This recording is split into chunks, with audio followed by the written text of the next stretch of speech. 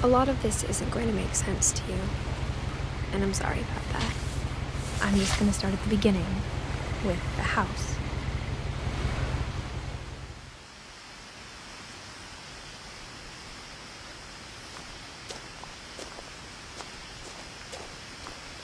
My brother Milton disappeared when I was 4.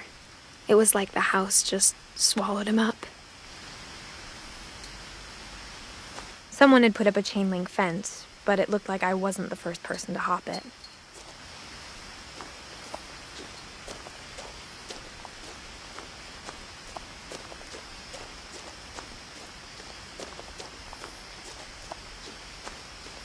I lived here until I was 11, but I wasn't allowed inside half the rooms.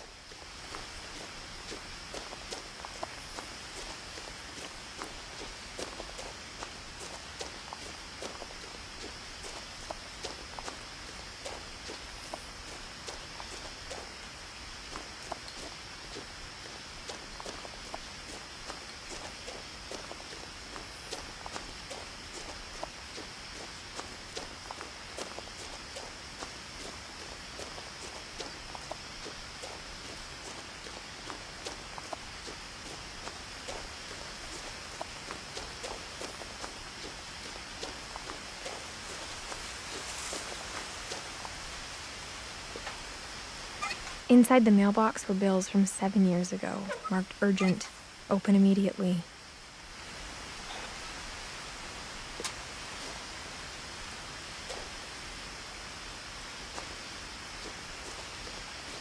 I hadn't been back since my brother Lewis's funeral.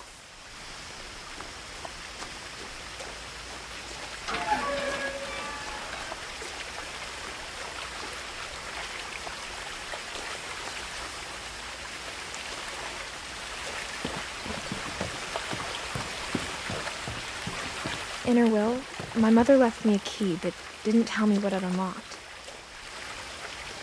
Maybe she thought I'd know, or she thought that the mystery would be enough to bring me back.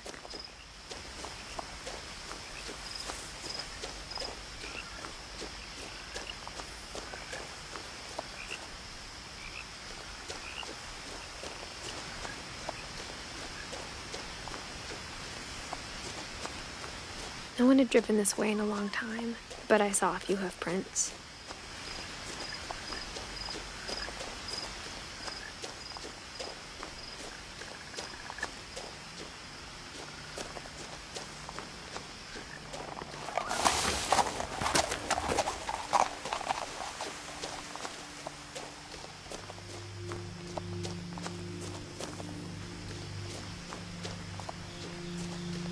The truth is, even after I inherited the house, I never thought I'd come back to it.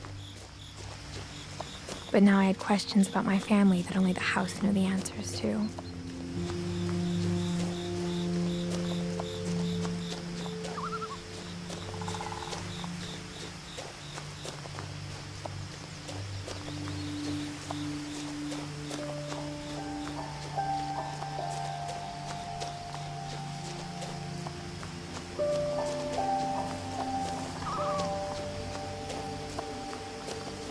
The house was exactly like I remembered it, the way I'd been dreaming about it.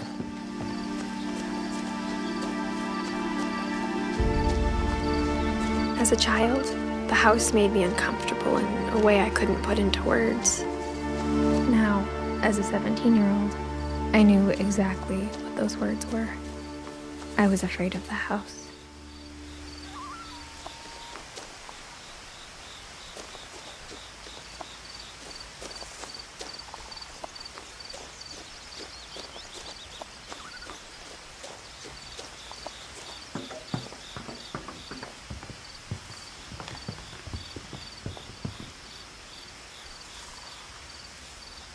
I hoped the key might unlock the front door. It didn't.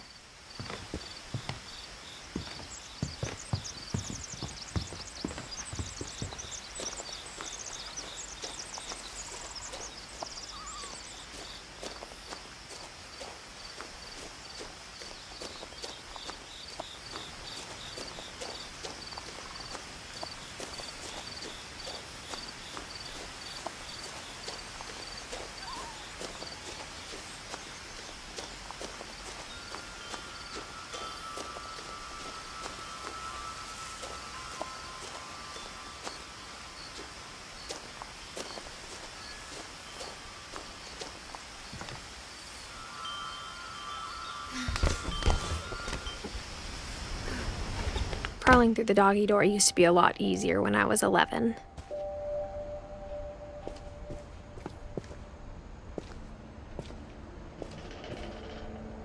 The power had been turned off the night we left.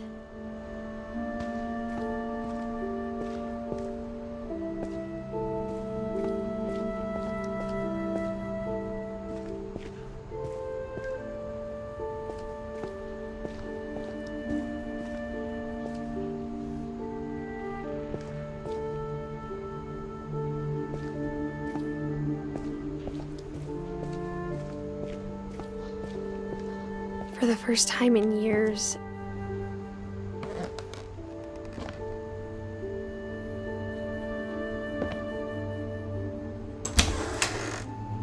I felt like I was home.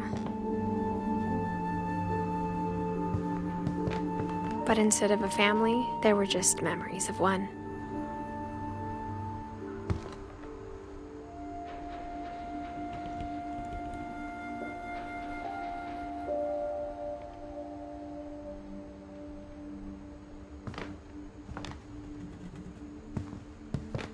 Like how after Louis started working at the cannery, we all got sick of eating salmon. Except our cat, Molly. Or how only one restaurant would deliver to our house, so we had Chinese a lot.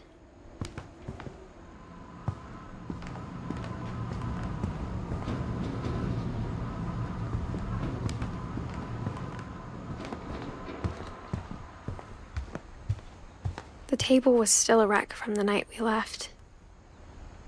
It was like a bomb had gone off, killing everyone but sparing the furniture.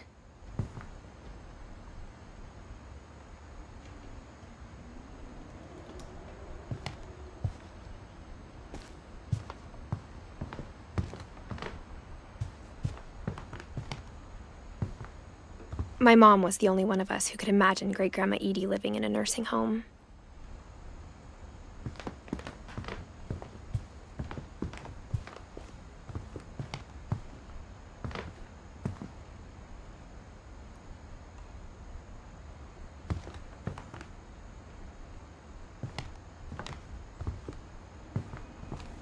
Nothing in the house looked abnormal. There was just too much of it, like a smile with too many teeth.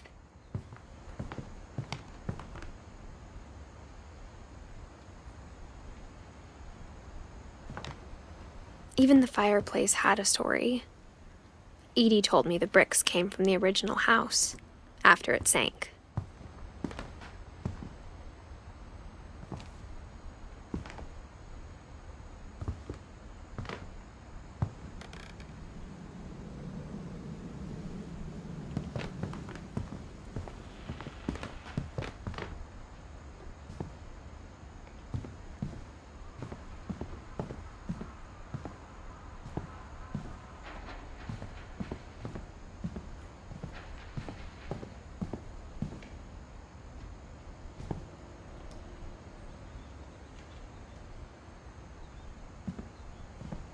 A lot of things got left behind in the whirlwind of that last night.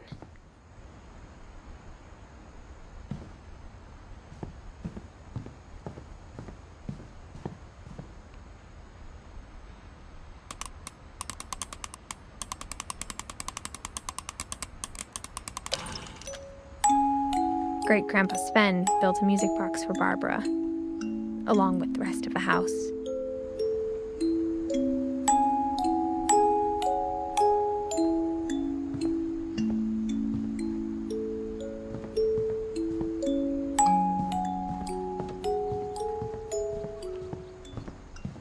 My mom wasn't much of an optimist, but she never stopped believing that my brother Milton was alive.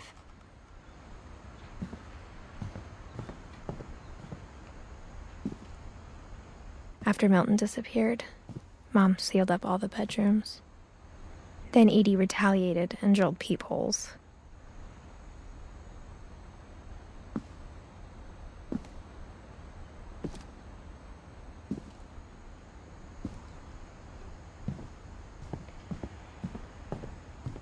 Mom always told me to stay out of the basement, so I wasn't too surprised when the key didn't fit.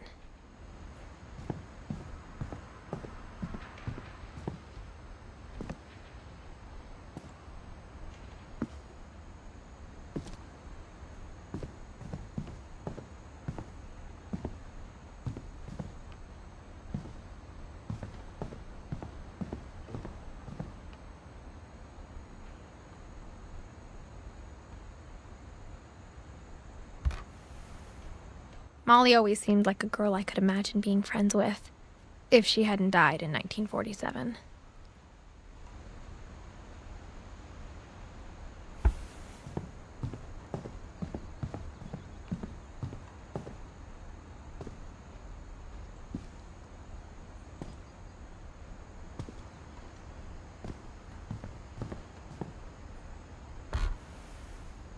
Edie told me once that every Finch who ever lived is buried somewhere in the library.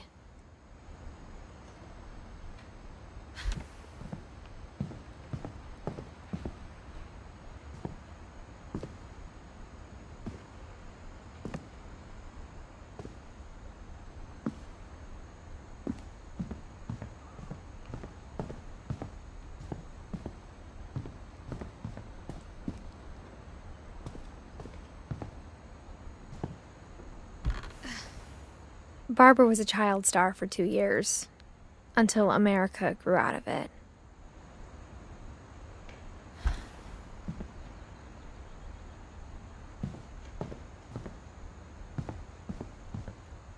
Edie's father, Odin, built the original house.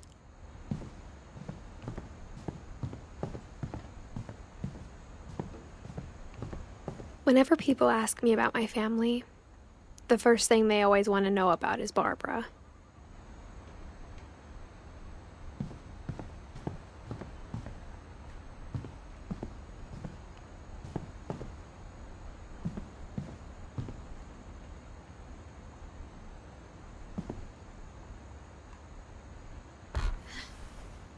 The last time I was in Edith Sr.'s room, I was 10 and she was painting my portrait.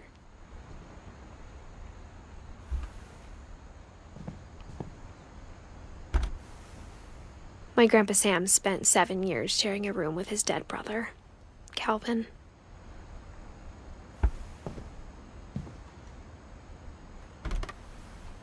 As a kid, I just assumed every house had peepholes and sealed rooms you weren't allowed inside of.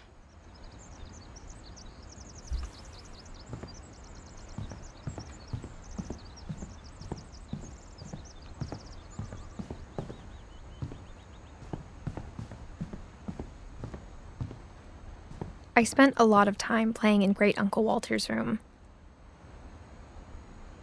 I think my mom sometimes regretted not sealing it up. Lewis told me there were secret passages, but I never believed him.